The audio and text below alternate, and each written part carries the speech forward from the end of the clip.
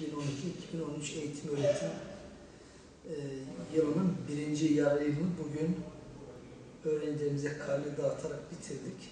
İlimizde yaklaşık 454 bin öğrencimiz, 1500'e yakın okulumuz, yani tam okul sayısı 1496 tane okulumuzda, 17.200'e yakın öğretmenimizle birinci yarı yılı bitirdik.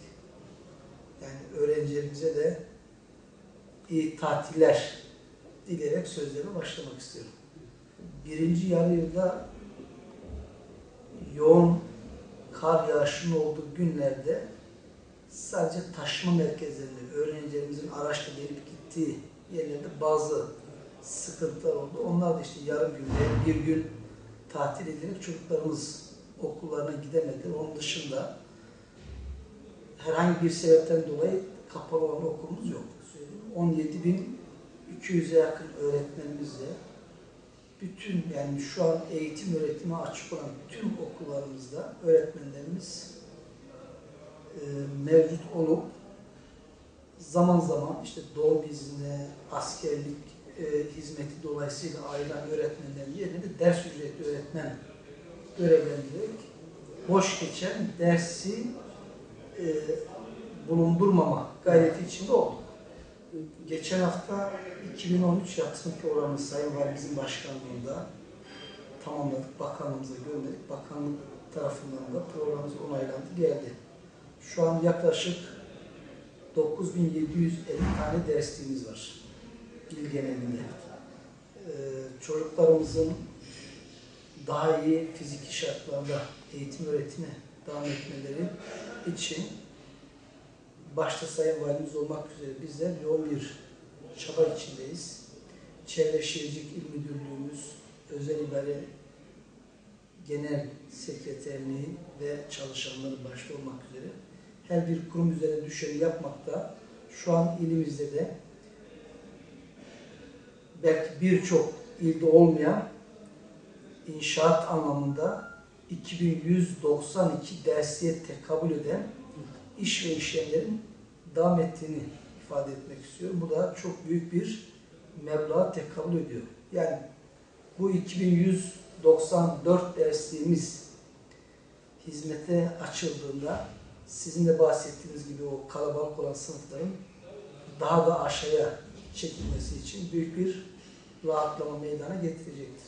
Şu an il genelinde derslik başına düşen öğrenci sayısı toplam öğrenciyle mukayese ettiğimizde 46 civarındadır. Bu bahsettiğim 2194 derslikte faaliyete geçtiğinde 37'ye kadar düşmüş olacaktır.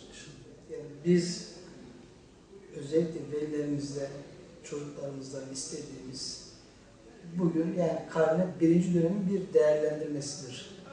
Eksik, zayıf olan öğrencilerimize bizim tavsiyemiz bu tatil iyi bir şekilde değerlendirsinler, dinlensinler ve eksik olan yönlerini de en azından belli zaman dilimlerinde ayırarak o eksiklerin tamamlama yoluna gitsinler. Yani başarısız öğrenci yoktur. Yeterince çalışamamıştır. Arzu ettiği düzeyde değildir. Bizim çocuklara tavsiyemiz o eksiklerini çalışarak, gayret göstererek o eksikler giderilmiş olur. Yani Diyarbakır büyük bir şehir. Diyarbakır'da çocuklarımızın gidebileceği hem birçok sosyal, kültürel faaliyetin icra edildiği mekanlar var. Çocuklarımız, yani eğer aileleri de zamanlarını onlara ayırırlarsa çocuklarımızı en azından onların da sevilebileceği, hoşnut olabileceği faaliyetler içinde çocuklarımız olsun. Yani çocuk sadece evde oturarak da zamanını iyi bir şekilde değerlendirme imkanı bulamayabilir. Önemli olan çocuklarımızın aileleriyle birlikte güzel bir zaman dilimini geçirmelerinin ortamını oluşturmak. Bu da ailelerimizin çocuklarına olan zamanlarını daha çok ayırmalarını, yine çocuğun diyelim ki bu karne döneminde eksik yanları varsa ailelerimizin de onlara olumlu yaklaşarak, çünkü bağırarak, çağırarak çocuklarımızın o eksiklerini tamamlama durumu bugün pedagojik olarak da mümkün değil. Bizim çok değerli velilerimize tavsiyemiz, yani çocuk niye çalışamadı, onun iyi bir analizinin yapılması, daha nasıl verimli olabilir, daha nasıl derslerine çalışabilir, daha nasıl başarılı olabilir. Bununla ilgili hem uzmanlardan hem okuldaki okul aile birliğinin katkıları, rehberlik servisinin katkılarıyla çocuklarımızın daha iyi yetişmesi adına velilerimizin de sık sık okullarımızı ziyaret etmelerini bekliyoruz. Demin de söyledim, yani eksik olan veya zayıf olan notlar önemli değil. Önemli olan çocuğumuzun sağlığıdır.